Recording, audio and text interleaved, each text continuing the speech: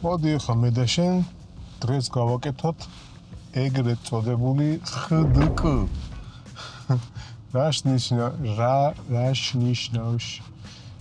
ნიშნავს XDK? ხშირად დასმული კითხვები, ანუ FAQ. FAQ. კარგი.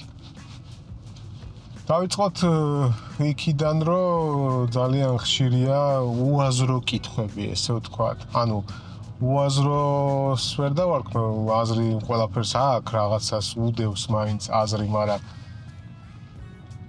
სხვა რაღაც მაქვს ხედველობაში. ანუ უაზრო იმ ხრივ, რომ კომენტატორმა თვითონ არ იცის რა უნდა კითხვებია, მიხვდი? აი მაგალითად რამე კაი ტელეფონი მირჩიე, რამე კაი კამერა მირჩიე და ასე შემდეგ. მოდი ასე ვთქვათ, მე რომ მოვიდე ახლა შენთან და რამე კაი გოგო ცოლად მომაყვანინე რო გითხრა, ან რამე გოგო მომაყვანინე ცოლად რო გითხრა, ხო გაგიკვირდება? ელემენტარულია, ხო? ყველაფერი სუბიექტურია და რანაერი მოგწონს შავთმიანი, გერათმიანი, შავკანიანი, თეთრკანიანი, წითელკანიანი, რა ვიცი და ასე შემდეგ, ხო? ანუ ეგეთი რაღაცა რო გითხრა, ხო, მაგრა გაგიკვირდება რა, რამე კარგი, ვინმე კარგი და ეგეთი რაღაცები, ხო გიკვირს? ანუ იდეაში არც ერთმა ესეთმა კომენტატორმა თვითონ არ იცის რა უნდა, რისთვის უნდა და რა უნდა გააკეთოს ამ რაღაცით. მოდი ესე ვთქვათ, ავიღოთ гаджеტით, ხო? თავიდანვე არ ხარ ჩამოყალიბებული, აი მაგალითად ტელეფონის შემთხვევაში, ხო? არ ხარ ჩამოყალიბებული ეს ტელეფონი რისთვის გინდა და რა უნდა მოსთხოვო ამ ტელეფონს. ზოგადად ერთი რაღაცა მინდა რომ ყველამ შეიგნოს, რომ უნივერსალური რაღაცა პლანეტაზე არ არსებობს. ნებისმიერი ბრენდი, გინდა Samsung-ი, გინდა iPhone-ი, გინდა Pixel-ი, რავი, whatever, რაც გინდათ დაარქვით. რა სახელიცაც არ უნდა იყოს, რა ბრენდიც არ უნდა იყოს, უნივერსალურს და ერთ მოდელს არავინ არასდროს არ გამოუშვებს, მხოლოდ და მხოლოდ იმიტომ, რომ ფულს ვეღარ გააკეთებს დანარჩენი ნიშებიდან. ანუ ნახე, ცოტა ბიუჯეტურ მოდელს ბრენდი აკეთებს იმისთვის, რომ მოიცვას მასა, ხო ესეა? ანუ $2000 ტელეფონი, $1500 ტელეფონის ყიდვის ტრაკი ყველას არ აქვს, ხო? ელემენტარულად, ხო ესეა, მეთანხმები, ხო? აქედან გამომდინარე, ამ ბრენდმა უნდა გამოუშვას $300-იანიც, $500-იანიც, $700-იანიც, $800-იანიც, რომ ყველა ნიშა დაიკავოს, თუნდაც ამ კონკურენტებთან მიმართებაში, ხო? იმიტომ რომ კონკურენტებიც უშვებენ იაფიან, ესე ვთქვათ, гаджеტებს და უნდა რომ ყველა რაღაცა ფასის ნიშა დაიკავოს, რომ ყველგან შეძვრეს და მაქსიმალურად მთელი პლანეტა თუ არა, რაღაცა პლანეტის რაღაცა ნაწილი მოიცვას, ხო, ამ ღირებულების მიხედვით, იმიტომ რომ ზოგს $500 შეუძლია პროსტა ისე გადააგდოს ტელეფონში, ზოგს 1000, ზოგს 2000, 500-ს გადაიხდის ზოგი მოოქროვილი თუა და ასე შემდეგ, ხო? ანუ იდეაში ბრენდი არასდროს არ ჩაგიდებს ერთ ტელეფონში ყველა იმ ფუნქციას, რომლითაც ერთი რაღაცა კონკრეტული თანხით გაყიდინებს, თან ამასთან ერთად ისეთ რაღაცასაც არ გაგიკეთებს, რომ მალე არ გაგიფუჭდეს და ისევ უკან ხო უნდა მიბრუნდე ამ ბრენდთან, ხო ესეა? ანუ რაღაცა დონეზე, აი მაგალითად iPhone-ის აიყოს, აი მაგალითად ზოგადად Mac-ის, ხო? ანუ Apple-ის, ხო? კომპიუტერი გამიფუჭა თავისი აპდეიტებით, ელემენტი დამისვა და რეალურად ჩემი კომპიუტერი აღარ ასრულებს იმ მოვალეობებს და ის შესაძლებლობები აღარ აქვს, იმიტომ რომ აკუმულატორი დასვა გამოართვა 10-15% და ისია მოწყობილი ეს ჩვენი MacBook-იც, რომ დაინახავს სისტემა, რომ აკუმულატორს ამპერაჟი დაკლებული აქვს, ავტომატურად პროცესორის სიძლიერესაც გიგდებს. ვითომ და შენზე ზრუნავენ, ვითომ და დედამიწაზე ზრუნავენ და ასე შემდეგ და გიგდებს წარმადობას, რომ წახვიდე და პროსტა ახალი იყიდო, იმიტომ რომ რეალურად გამოდის ახლა ისე, რომ ელემენტს ფიზიკურად ვერ ვშოულობ ამ MacBook-ის წინა ვიდეოები, ვისაც ნახი აქვს. ჩემი MacBook-ის ამბები თუ არ და ნახეთ, ყვევითაც იქნება აღწერილობაში. ანუ რეალურად აკუმულატორს ვერ ვშოულობ, ოფიციალურად აკუმულატორს არ ყიდის არავინ, არც ერთი ბრენდი, თავის რეალურ ნამდვილ ნაწილებს არც ერთი ბრენდი არ ყიდის. უნდა მიხვიდე სერვის ცენტრში, სერვის ცენტრი საქართველოში არ არსებობს, ეს ყველა სერვის ცენტრები კი არა ოფიციალური, ესე ვთქვათ, Apple Store არ არსებობს საქართველოში და საერთოდ ძალიან ბევრ ქვეყანაში, ნუ გონიათ, რომ ბევრგან არის ამხელა რუსეთში დღემდე არ გახსნილა ოფიციალური App Store.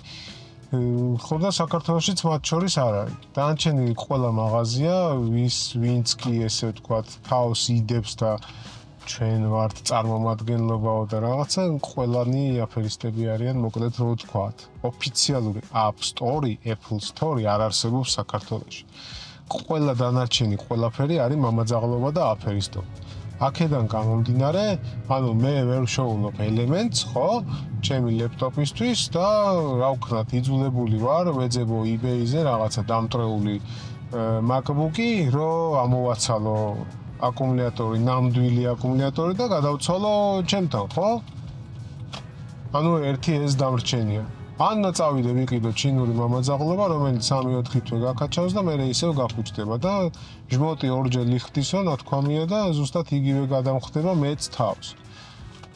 ანუ კიდევ ერთი ესეთი ნიუანსი დავუშვით, ხო, რომ ბრენდი ყველანაირად ცდილობს, რომ გაგიკეთოს ისეთი მოწყობილობა, რომ მალე გაგიფუჭდეს და ისე უკან მიაკითხო და წახვიდე და ახალი იყიდო. რატო? იმიტომ რომ ელემენტარულად ეკრანის შეცვლაც რო დაგჭირდეს, ეკრანს ისეთი ფასი აქვს, რომ წადი და ბარემ ტელეფონი იყიდე, ცოტა დაამატება, ტელეფონი მოგდის, ხო? ანუ მაგდონემდე მიყავს ყველაფერი, სერვისი გაძვირებულია სპეციალურად, თუმცა $20 უჯდება შეიძლება ეგ ეკრანი, მაგრამ სპეციალურად გადაძვირებული აქვს, რომ წახვიდე და ახალი იყიდო, იმდენად პატარა და მიზერული სხვაობა დაგისვა, ესე ვთქვათ, ეკრანის შეცვლაში და შეკეთებაში, რომ მიდიხარ და ახალს გინდობ აზრი არ აქვს რა. ვისაც ეხა ახლის ყიდის ტრაკი არ აქვს, აი ესე უნდა იცვალოს იმ აზოხისტას, ჩინური ტელეფონი ეკრანი დააყენოს, იქ გატყლაპულია ყველაფერი, მოცისფერო, მოყვითალო ფერებია და აზღეზილია და მე შეგზიზღდება და აღარც თქვენი iPhone-ი მინდა და აღარც თქვენი ტელეფონი და თქვენი დედაცვათირო და საბოლოოდ მაინც წახვალ და ახალს იყიდი.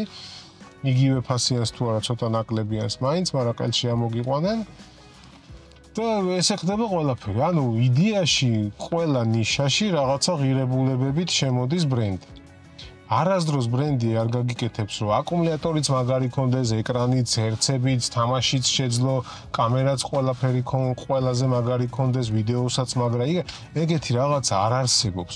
არასდროს არც ერთი ბრენდი ესეთ რაღაცას არ გამოუშვებს, იმიტომ რომ იმისათვის რომ დაბალფასიანი გაყიდოს, შენ დაჟე პრემიუმ კლასის ტელეფონში ბატარეიკას ელემენტს არ მოგცემს დიდხნიანს, თუმცა ამხელა ფასი ხდი და რა შვება დაბალფასიან ტელეფონს აძლევს დიდ ელემენტს, მაგრამ სამაგიეროდ დანარჩენი ყველაფერი ჩაჯმული აქვს, მაგრამ არსებობს ადამიანების კლასი ისეთი, რომელსაც აწყობს იაფი, ელემენტი უძლებს, იმისთვის ტელეფონი პროსტა ჩვეულებრივი მწვანე და წითელი გდობკა, რომ დარეკოს და გიპასუხოს და ელემენტი ჭირდება დიდხნიანი. всё, მიდის და ყიდულობს აი ამ იაფიან ტელეფონს. всё, ანუ ამ ხალხის ნიშა ამოიტანა, ხო, თქვა $500 ტელეფონი.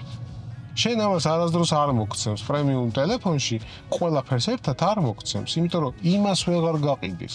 ანუ რისგან გასხოვდება მაშინ შენგან ის, ხო? იმას $1500 გადახდის ტრაკი არ აქვს, მაგრამ პროსტა ელემენტი უნდა მეტი არაფერი, კიდია შენი ეკრანის გაფართოება, შენი კამერა, როგორ იღებს მეგაპიქსელები, რაღაცა გეუბნება, რომ ტრაკში გაიკეთე, არ მჭირდება.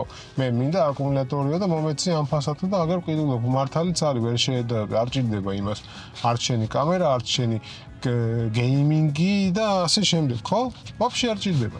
მიდის და ყიდულობს აი ამ იაფფასიანებს, ხო? ეხლა რა ხდება? შენ მოდი ხარ, ესე გაფხორილი $1500 იხდი ძმა და ითხოვ ყველაფერს. ყველაფერი შეგეშალოს. არ მოგეცემა. თუ გინდა აკუმულატორი, წადი იყიდე ის იაფიანი. ანუ რატო გიჯდება ახლა აკუმულატორი მალე ძვირიან ტელეფონზე? იმიტომ რომ ეკრანის გაფართოება გააქვს დედის მოღორო რაღაცა ყველაზე მაგარი, ხო? ეკრანსაც თავისი რესურსი აქვს, ხო? ეკრანსაც აკუმულატორის რესურსი მიაქვს, იმიტომ რომ გაფართოება დიდი აქვს და ხარისხი უკეთესი აქვს და 120 ჰერცები რო გინდათ და ყველაფერი ერთად რო გქონდეს შიგნით ჩატანილი, ელემენტარულად ამ ყველაფერს ელემენტის ენერგია მიაქვს. ვერაფერს იტყვი, ხო? ანუ რაც უფრო ძლიერდებას ჰარდვეარი, მით უფრო მეტი მოთხოვნილება აქვს აკუმულატორზე, ხო? დინამიკები, იქ პროცესორი, როგორ გეკადრება, შენ ხო თამაშიც გინდა, ყველაფერი გინდა, პროცესორიც მაგარი უნდა გქონდეს, ხო? ყველაფერს კიდევ დამატებითი ელემენტის რესურსი მიაქვს. აქედან გამომდინარე, ვერასდროს ვერ მიაღწევ შენ იმას, რომ ყველაფერი ერთად გქონდეს და შენ არაფერი არ მოგივიდეს. ანუ ერთი თანხით ყველაფერს ვერასდროს ვერ იყიდი. იმას იმიტომ უძლებს აკუმულატორი დიდხანს, რომ პროცესორი აქვს ნაკლები, ეკრანს ნაკლები მოთხოვნილება აქვს. შესაძლებელია, რომ აბსოლუტურად ერთი და იგივე აკუმულატორი უდევს იმ იაფიან ტელეფონსაც, რაც შენ გიდევს, მაგრამ შენგან განსხვავებით იმის ტელეფონს ნაკლები პროცესორი აქვს, სუსტი აქვს, ეკრანიც ჩაჯმული აქვს, ცოტა მოთხოვნილება შესაბამისად ნაკლებია ამ ეკრანის აკუმულატორზე და ასე შემდეგ. ანუ ჩაწვდი ხო იდეას. ზუსტად იგივე რაღაცეები ხდება ყველა თემაში. არ არსებობს ესეთი რაღაცა, რომ რამე კაი ტელეფონი მაყიდინე, რომ თამაშობდეს, კამერაც ქონდეს, ყველაფერი ქონდეს, ეგეთი რამე არ არსებობს. არასდროს არც ერთი ბრენდი არ მოიჭრის იმ ტოპს, რომელზეც ზის. მიხდი? ხო? იგივე ხდება კამერებშიც. ხშირად არის კითხვები ახლა ვიდეოებზე, რომ კამერა მინდა, რამე კაი კამერა მინდა, ოღონდ ყველა ეს დედანატილები სოფლიოში მთელ პლანეტაზე ეძებს ერთ ჯადოსნურ კნოპკას, რომელსაც დააჭერს და ყველაფერს იზავს. არ არსებობს ეს კნოპკა. მეც მინდა ძალიან ბევრ ფულს გადავიხდი ესეთ კნოპკაში, რომ არსებობდეს, მაგრამ არ არსებობს.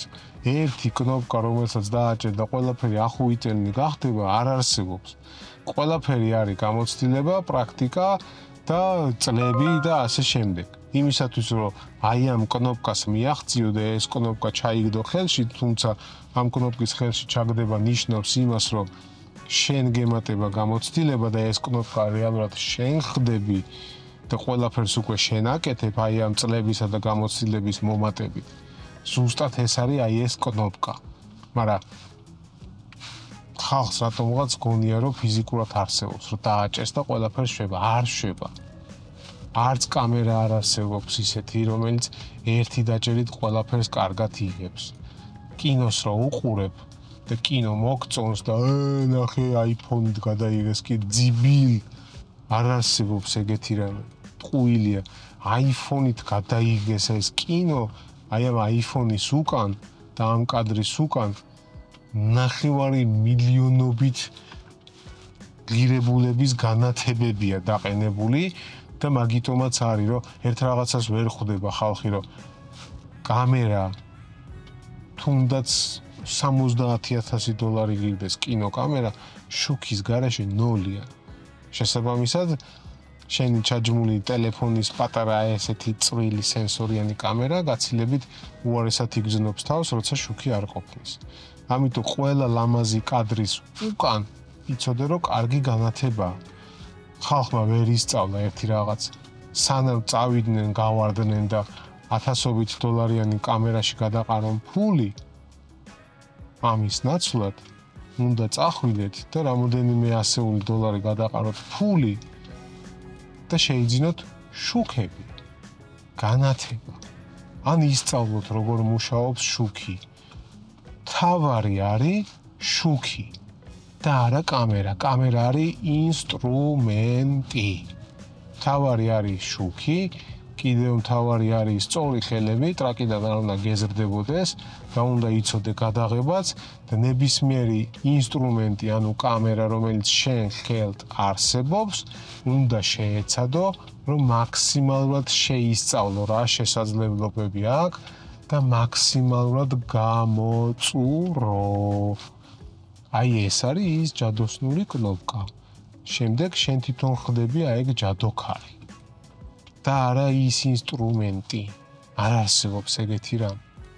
ანუ ძალიან დიდი თხოვნა მექნება. ნებისმიერ კომენტარში, ნებისმიერი კომენტარის ავტორს ვთხოვ. როდესაც დასვავთ კითხვას, რამე კაი ტელეფონი ან რამე კამერა, ჯერ პირველ რიგში თქვენ თვითონ გაიაზრეთ.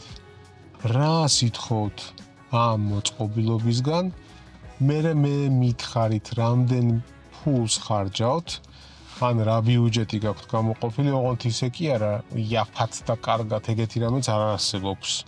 ეფად და კარგად არც ეგ არ არსებობს. ოღონდ ისე კი არ დაწეროთ, რომ გეგონება მე ვიდებ ჯიბეში ამ თანხას, რომ რაც ნაკლებს დაწერთ ის რა ქვია, მე კი არ მოგატყუებთ, ან მე კი არ ვყინი პირდაპირ თუ გირჩევთ Amazon-ის ლინკს გაძლევთ ხოლმე, ხო? მაგრამ დაწერეთ ბიუჯეტი რა გაქვთ, დაწერეთ რა სითხოვთ, ოღონდ ესეც ისიც ყველაფერი ერთად არ მოითხოვოთ, იმიტომ რომ როგორც აგიხსენით ამ ხელა შესავალი ტყუილ არ გავაკეთე ამ ვიდეოში, რომ უნივერსალური და ერთი ყველაფერი ერთად არ არსებობს. ყველაფერი კომპრომისებზეა და რაღაცა ერთი უნდა დათმა, რომ მეორე მიიღო. მთელი ცხოვრება და მთელი სამყარო ეგრეა მოწყობილი. რაღაცას თუ იღებ, ესე იგი რაღაცას ან დაკარგავ, ან რაღაცა უკვე დაკარგული გააქვს. ამას ასაკთან ერთად რო გაიზრდებით, ალბათ მეორე პატარა ხართ და ამასაც მერე მიხვდებით. ხო და ყველაფერი მთელი სამყარო მუშაობს ეს. ამიტომ წერთ თანხას, რამდენს ხარჯავთ, ან რამდენი გაქვთ გამოყოფილი, შემდეგ წერთ რა გინდათ რომ შეგისრულოთ ამ მოწყობილობამ და შემდეგ დაწერეთ, რა ვიცი, მადლობა. იმიტომ რომ მე უნდა წავიდე, ცოტა კეფა მოვიფხანო, დავფიქრდე და შეგირჩიოთ რაღაცა შესაბამისი გაჯეტი. ეს არის და ეს, რისი თქმაც მინდოდა და ძალიან გამეხარდა, რომ დიდ საცობში მოვხვდი, იმიტომ რომ კარგი ვიდეო გადავიღე. დიდი მადლობა ყველას, უკავშირს ველოდები რა თქმა უნდა და შემდეგ გააზრებულ და დაფიქრებულ კითხვებსაც შესაბამისად.